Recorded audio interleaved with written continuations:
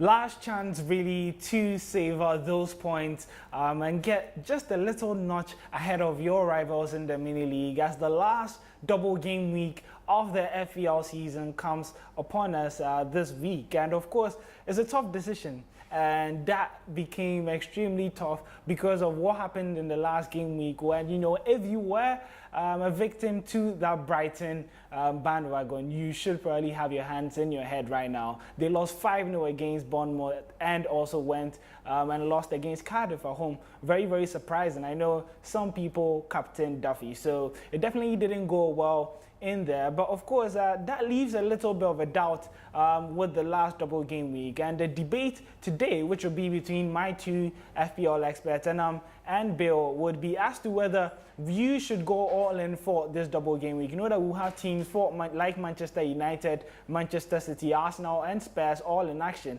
But is it time to take a critical look and look elsewhere, or you have to go in for this double game week? This is what we'll be talking about today on the Joy Fantasy Football Show. We're back after this.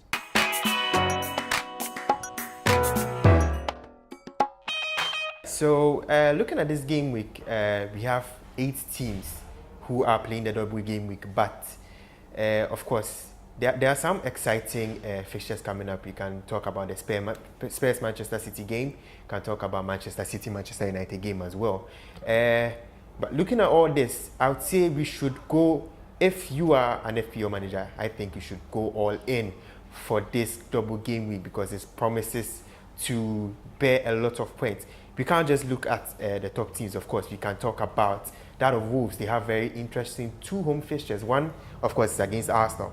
But we can of course, attest to the fact that Wolves has been a team that has been able to break some of the top sides. Manchester United, for example, they were able to beat them home and away. So it's a very interesting one. I think looking at someone like a team like Wolves, they can bear a lot of points. A team like Tottenham Hotspur, you can look at the attackers, of course. I think that game would bring some goals in there. So you can look at the attackers as well. After the Manchester City game, they have a lower opposition to play as well. So that promises to get a lot of points from that. What about you, Anna? What do you think? I'm a bit cautious this game week for managers going all out to get players who have double game weeks. As we saw in the previous game week, of course, teams like Liverpool and stuff who had only one game week had players who were really performing well, Salah, Mane, and the likes, even Van Dijk. So, my honest assessment is that if you don't have too many players who are playing double game weeks, don't rush into getting players who are playing double game weeks, because like we saw with Brighton the other day, things could go horribly wrong, and then you'd come out of a game week with your player having only a point or 2, which is very disappointing. So I honestly think you should stick with your players who have single game weeks if they are good enough, and if their recent form proves they are going to do well. I think you should stick with them and not go all out. For instance, I'm looking to play my bench boost chip this time, so I'm just going to take advantage of that, and I wouldn't like to take too much of a hit, so maybe a -4 or a -8 or a -8 as well. That would probably be the best way to go. Okay, so, well, yeah, I do agree with you to some point. There are some players that, of course, even though they have single game weeks, they can really produce for you. Someone like Ryan Fraser. Exactly. He's on very good form. In the last match, he was able to score twice and even give an assist. I actually had him and Wilson. Wow, that's really interesting. Yes, him, Wilson, King, they can produce the points. And we can look at the Liverpool players as well. Even at the defense, Trent, if you have Van Dijk, that's fine. If you have Alisson, that's fine. But of course, with the double game week, if you look at a team like Wolves, if you pick their goalkeeper, Patricio, he has Brighton to face. That's their first match at home. And we can look at their Brighton's record so far. Their past 5 games, they have not been able to score. But the tricky thing with that is Wolves, unfortunately, haven't been too good against sides around them or sides lower than them. As you'd notice in previous matches, they tend to play better against the top 6 sides. Yes. So I wouldn't be too... I mean, obviously, we know the quality Wolves have or Wolves players have. Yeah. They are definitely better man-to-man than Brighton players. But in a game like the Arsenal game, I know Wolves are going to do well. But in a game against Brighton, I'm not so sure. That's the thing. Yeah, that's one interesting bit. But of course, then again, we have Tottenham Hotspur, Manchester City. Yeah. Those are the two big sides very massive sides who have double game weeks as well. Yeah. Looking at, of course, we watched the Champions League. It was very exciting. 4-3. Crazy game. Yeah, 4 goals in 20 minutes.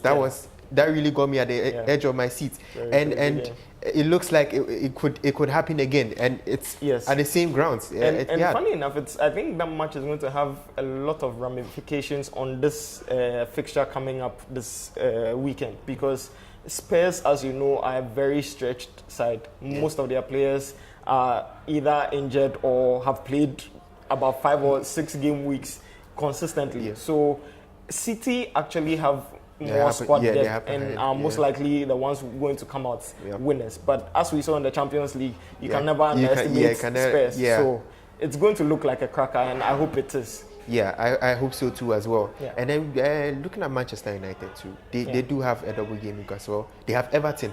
Yeah. But the thing is, Everton at home, it's a very tricky fixture. Yeah, they beat Arsenal at home just recently, 1-0. They were able to hold. Okay, they did lose to Liverpool. 1-0. Pickford.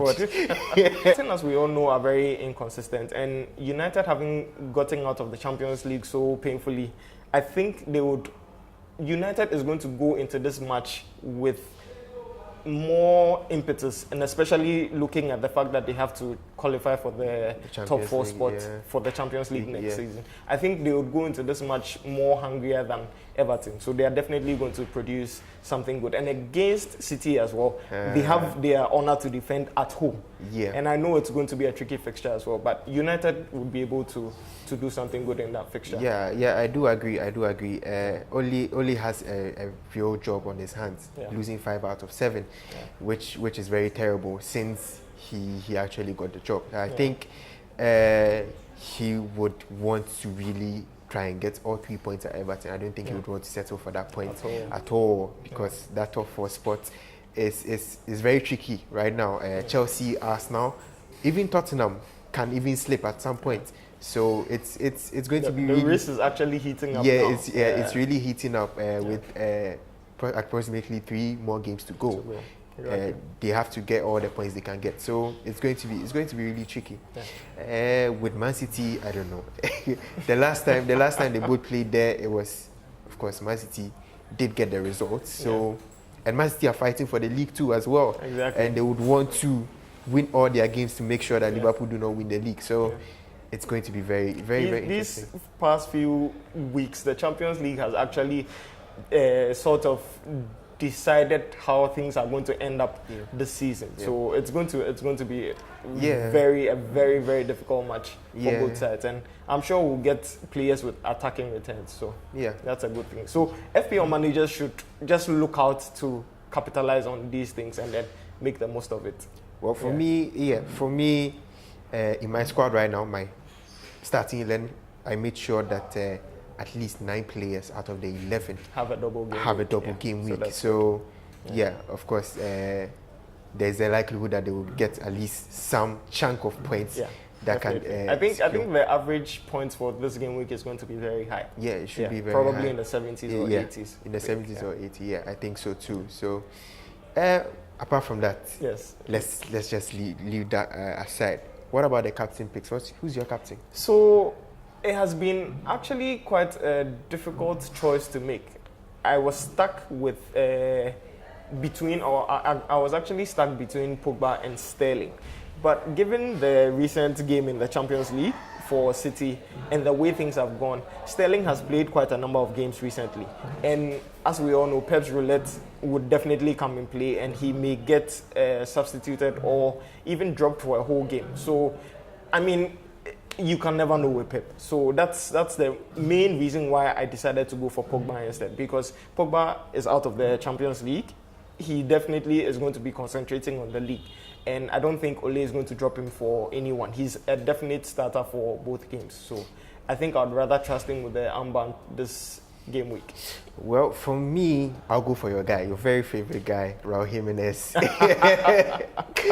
You've been picking him a lot of times. So, yeah, today I decided to go for him because he's playing 2 home games. Yeah. He's Wolves' leading scorer. He's their highest attacking threat that they have. Yeah. 12 goals, 10 assists. That's brilliant for someone who was on loan from Benfica. I heard Wolves just signed him just recently.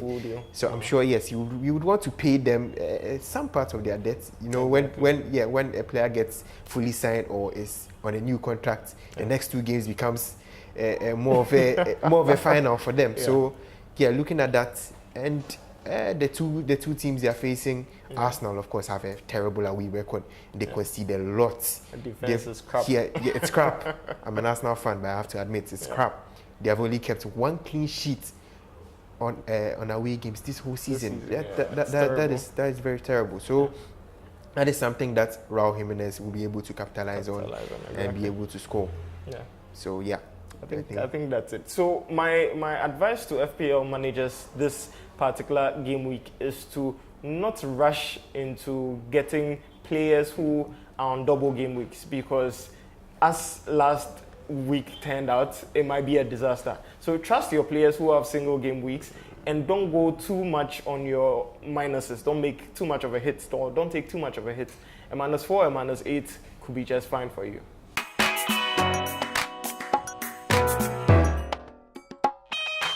So yeah, really, the experts have said it all, and you had Bill going so strong towards why you should have some double game week players. In fact, not some, but if you could probably get all, you should divert all your energy there. But of course, Anam, on the other hand, is saying that you need to be cautious, taking into consideration what happened last game week against Brighton, and there could be some disappointment, especially with player rotations and, you know, players just not living up to the bill. And of course, this has been the Joy Fantasy Football Show. It's getting in a risky part of the season, so you want to be careful and not too desperate and try and get your points. And triple captain or bench boost or whichever chip that you do have left, this is a good opportunity for you to consider using them. I think I'm going to use my triple captain. As to who I'll be going for, well, I'll tell you next week when we do meet again. But up until we do meet then, have some green arrows. And always remember, Fike Lindo, which basically means stay beautiful.